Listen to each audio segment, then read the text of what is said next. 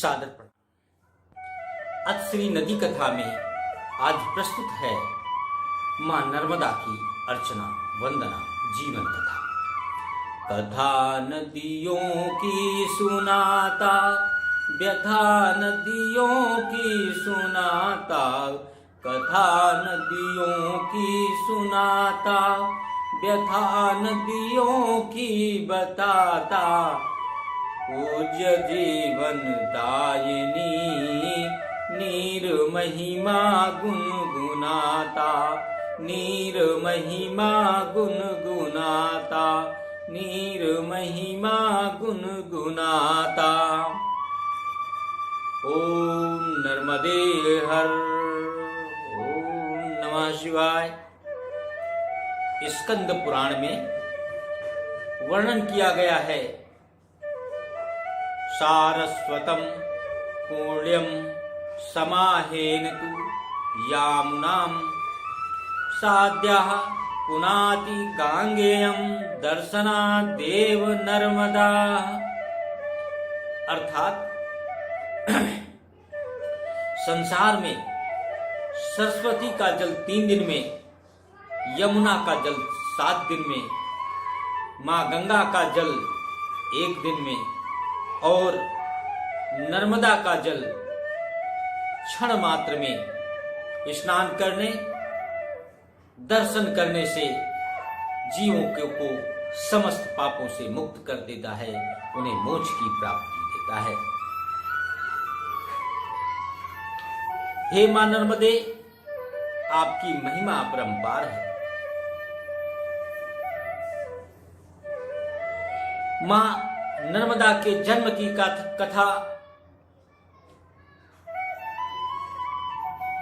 भगवान भोलेनाथ आदिदेव महादेव अपनी तपस्या में लीन थे। तपस्यारत भगवान भोलेनाथ के शरीर से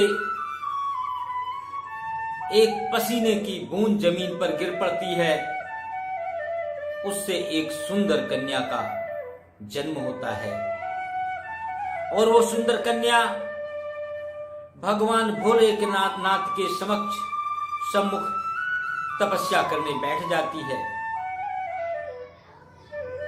बहुत काल तक तपस्या रथ में रहे भगवान भोलेनाथ की जब तपस्या टूटती है और अपने नेत्र खोलते हैं तो अपने सम्मुख तपस्यारत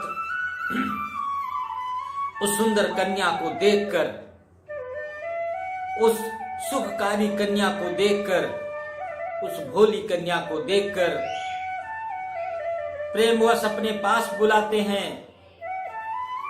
और एक पितृवत उस कन्या का नाम नर्मदा रखते हैं। उधर पर्वतराज मेखल संतान प्राप्ति के हेतु भगवान भोलेनाथ की तपस्या कर रहे थे।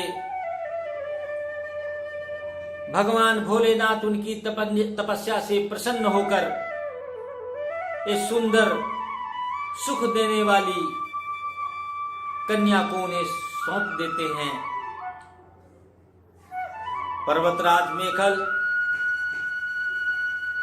भगवान भोलेनाथ को धन्यवाद देते हैं और अत्यंत प्रसन्न होकर उस कन्या के साथ अपने राज को लौटते हैं और उस कन्या का पुत्री की तरह बड़े ही लाड़ प्यार से पालन पोषण करते हैं। धीरे धीरे समय बीतता है, कन्या युवा होने लगती है। हर पिता की भांति महाराज मेखल को भी अपने कन्या की शादी की चिंता सता रही थी। कन्या के सुंदर चंचल बहुमुखी प्रतिभा की धनी पुत्री के लिए उन्होंने अपने राज्य में ढिंढोरा पिटवा दिया कि हम अपनी कन्या का विवाह उसी सुयोग्य वर से करेंगे जो इस पृथ्वी पर अत्यंत दुर्लभ फूल, अत्यंत दुर्लभ पुष्प गुल बकावली का पुष्प ला करके हमें सौंपेगा, मेरी पुत्री को सौंपेगा। तमाम देशों के राजा राजकुमार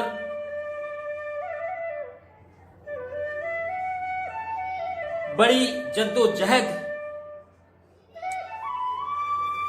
वो पुष्प नहीं ला सके। एक अन्य राजकुमार सोनभद्र, बहुमुखी प्रतिभा का धनी,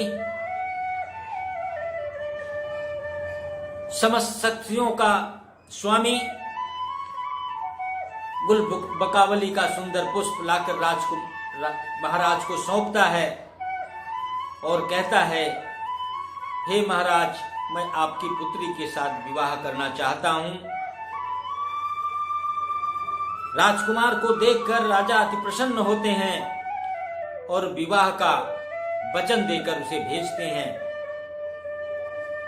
राज्य में विवाह की तैयारियां चल रही होती हैं। राजकुमारी नर्मदा राजकुमार को देखने के लिए आतुर हो उठती हैं और अपनी सखी, अपनी दासी जुहिला को संदेश के लिए भेजने के लिए कहती हैं। जुहिला के पास अच्छे वस्त्र नहीं थे, अच्छे परिधान नहीं थे। वो राजकुमारी नर्मदा से कहती है कि हे देवी, हे सखी, अपने वस्त्र और आभूषण दे दीजिए हमें, उन्हें पहनकर हम राजकुमार के सामने जाना चाहती हूं। प्रेम में बेहुल राजकुमारी नर्मदा अपने वस्त्र आदि और गहने दासी को दे देती है। दासी उन कपड़ों के साथ उन वस्त्रों को पहनकर राजकुमार के पास जाती है। उधर राजकुमार राजसी वस्त्रों में, आभूषणों में दासी जुहिला को समझ नहीं पाता और नर्मदा समझकर प्रेम निवेदन कर बैठता है, प्रेम परिणय करता है। दासी जुहिला अपनी सुध बुध खोकर उसके प्रेम आलिंगन में समा जाती है। तमाम दिन बीत जाने के बाद जब जुहिला वापस नहीं आती है, राजकुमारी नर्मदा स्वयं जाने का निर्णय लेती हैं और जब वो वहां पहुंचती हैं तो देखती हैं दोनों प्रेमालिंगन।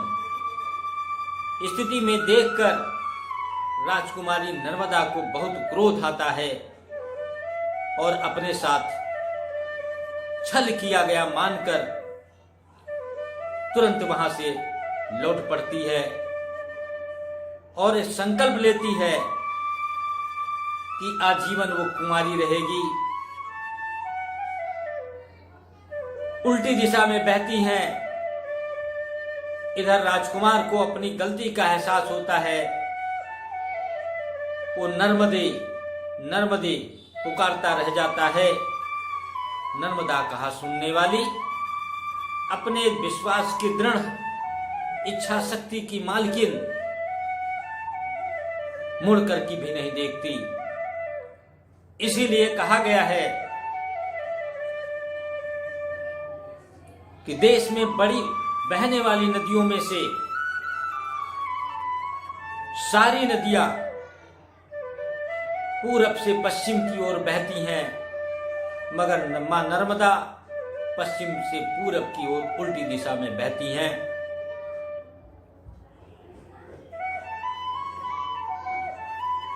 मां नर्मदा का उद्गम स्थल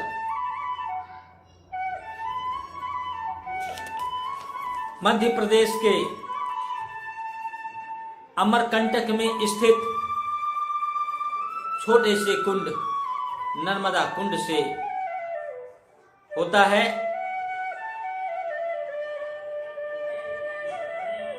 सोनमुद के पास से बहती हुई कपिल धारा में प्रकट होती हैं और एक झरने का रूप धारण करती हैं। जंगल पहाड़ियों मैदानों से होती हुई उत्तर में विंध्य और दक्षिण में सतपुड़ा रेंज की संकीर्ण घाटियों में प्रवेश करती हैं,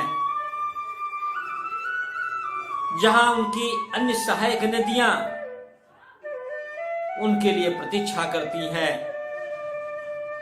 उन सहायक नदियों में बरनार, बंजर, शेर, शक्कर, दूधी, तवा, तंजाल, छोटी तवा, कुंदी, देव, गोई, हिरन, तिंदोली, वरना, चंदकेसर, कानर, मान, ऊंटी और हथनी आदि नदियों का जल अपने अंदर समाहित कर एक विशाल रूप धारण करती हैं।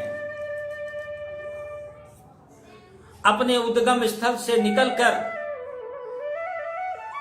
अमरकंटक, डिंडौरी, मंडला, जबलपुर, होशंगाबाद, महेश्वर, बड़वानी, झाबुआ, ओंकारेश्वर, खंडवा, बड़ोदरा, राजपीपला, धर्मपुरी, भरूच, गुजरात की 1312 किलोमीटर की लंबी यात्रा कर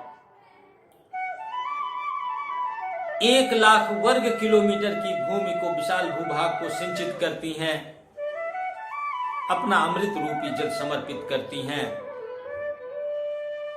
उनके किनारे हरियाली देखते बनती है।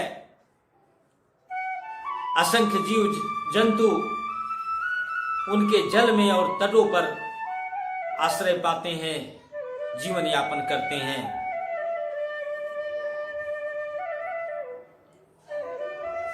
अमरकंटक से निकलकर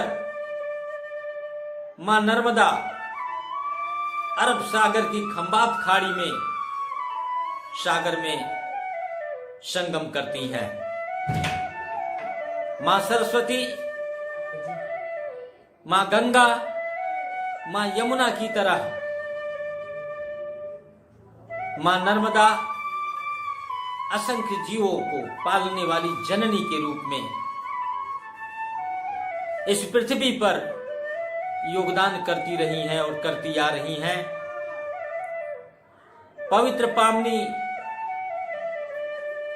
सलिला, जलवाहिनी, पूज्य नदियां युगों युगों से अपना कर्तव्य निर्वहन करती आ रही हैं। अपने अमृत रूपी जल से असंख्य जीव जंतुओं का पालन पोषण करती आ रही हैं। परंतु आधुनिक युग में हम सब अपना दायित्व भूल गए हैं, भूलते जा रहे हैं। आइए संकल्प लें अपनी जीवनदायिनी नदियों के संरक्षण करने का, उन्हें प्रदूषण मुक्त रखने का, ताकि आने वाली हमारी भविष्य की पीढ़ियां इन महान नदियों के दर्शन कर सकें, इन महान नदियों के जल से अपने जीवन की प्यासी आत्मा को तृप्त कर सकें और प्यासी भूमि इनके जल से सदा हरी भरी रहे। धन्यवाद।